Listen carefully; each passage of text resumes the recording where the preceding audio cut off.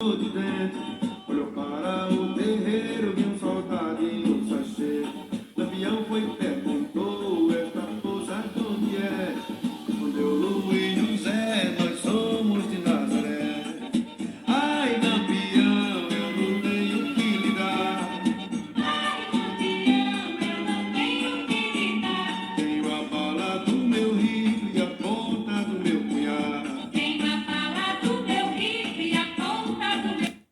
Oi, gente, mais um vídeo sobre o cangaço e o que me traz a gravar mais este vídeo é que essa matéria ela é muito polarizada. Eu sempre tenho falado que é uma matéria muito controversa, muita gente já publicou livros, já publicou artigos, já vem...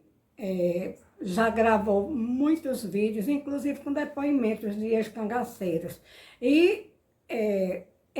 Mas essa matéria continua muito controversa, conforme eu digo, e muitos pontos obscuros, até porque as pessoas que fizeram os seus trabalhos, eles procuraram mais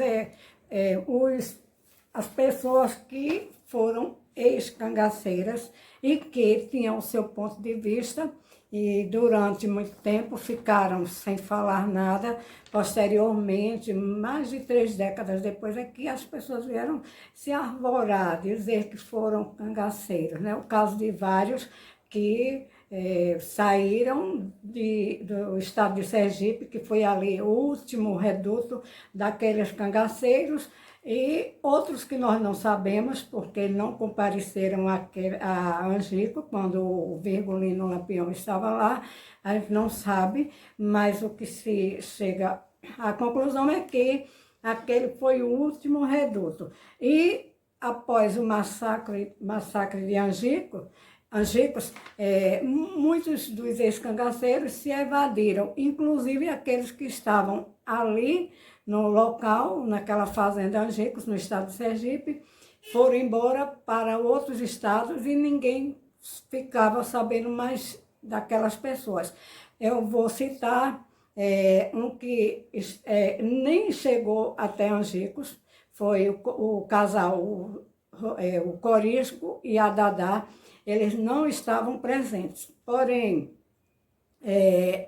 a Sila, o Zé Sereno, em seus depoimentos, eles disseram que estavam ali e começam a falar, a explicar coisas, a maneira deles, né? Até porque eles vão trazer esses depoimentos, muita gente vai se interessar depois de mais de 3 décadas do ocorrido, aí aquelas pessoas vão retornar até Angicos para descrever os fatos e, na verdade, a gente percebe que a maneira de descrever, cada um tem a sua, mas muita coisa foi fruto da imaginação, fantasias, porque provavelmente não dava para que eles percebessem tudo aquilo, conforme eles dizem que foram pegos de surpresa.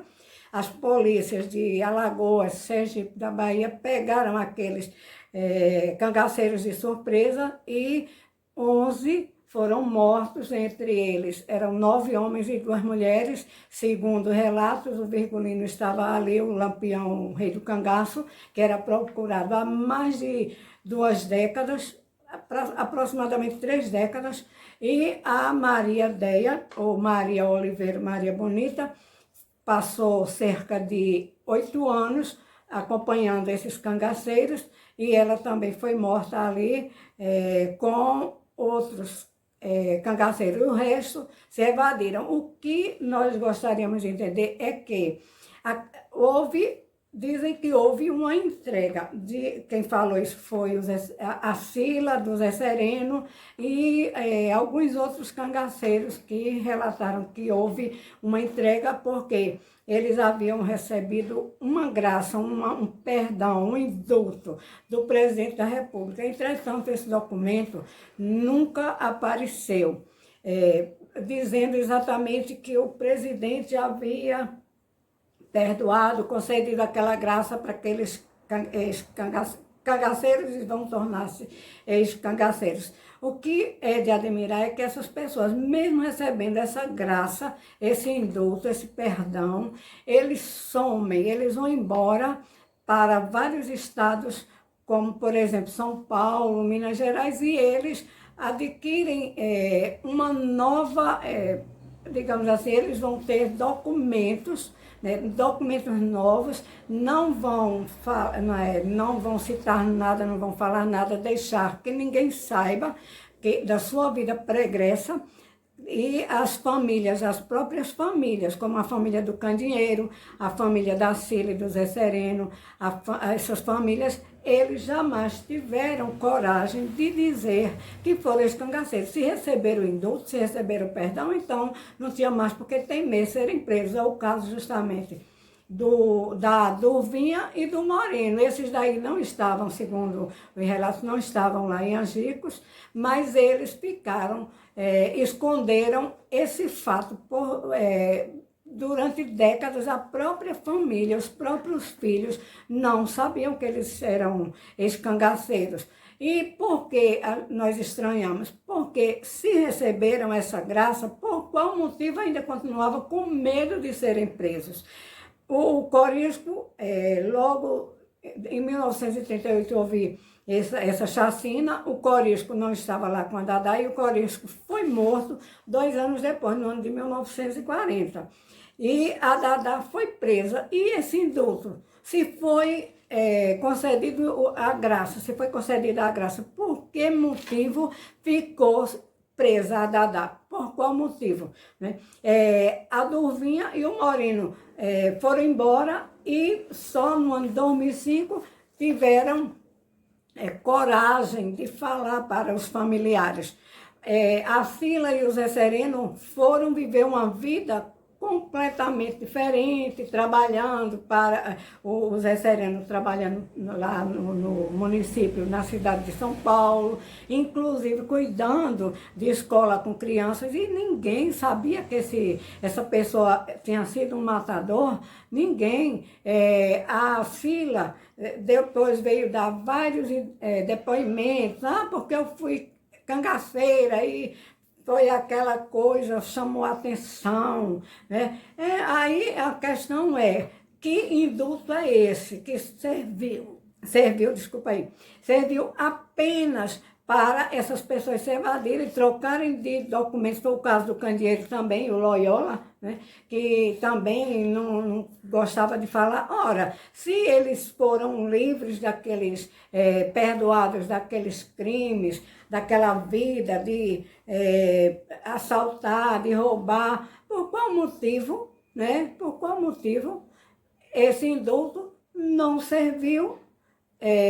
E se houvesse realmente acontecido esse tal indulto, esse perdão, eles não teriam ficado escondidos, eles falariam, não, eu fui, não sou mais, e aqui meu documento continua, não precisava trocar de identidade, não precisava trocar os nomes, nem esconder para as famílias, nem para ninguém.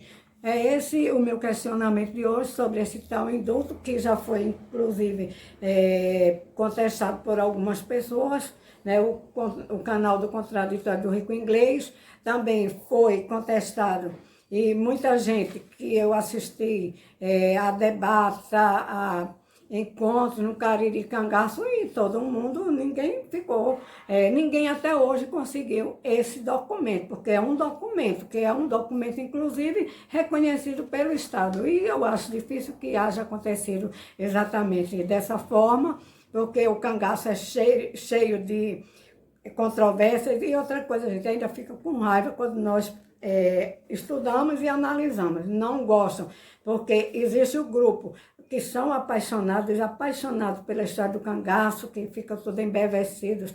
E existem grupos que detestam, que não querem nem saber da história do cangaço.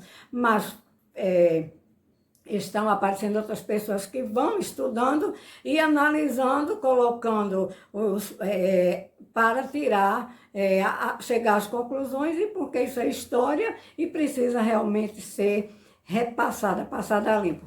Outra coisa, gente, quem quiser sabem mais da história do Virgulino, então eu aconselho ir em Nazaré do Pico, município de Floresta do Navio, foi onde o Virgulino começou a sua vida, a sua trajetória criminosa, foi lá em Nazaré do Pico, e lá em Nazaré do Pico nós contamos com um acervo dos nazarenos, dos soldados de volantes nazarenos que combateram o Virgulino e expulsaram-no de Pernambuco, e tem documentos, tem armas desativadas naturalmente, para quem quiser ver, tem roupas de ex-volantes, tem o casario também, e os lugares tem junto, bem em Nazaré do Pico, também tem os restos da casa do Virgulino Ferreira da Silva, só tem os tijolos dos pais dele, né?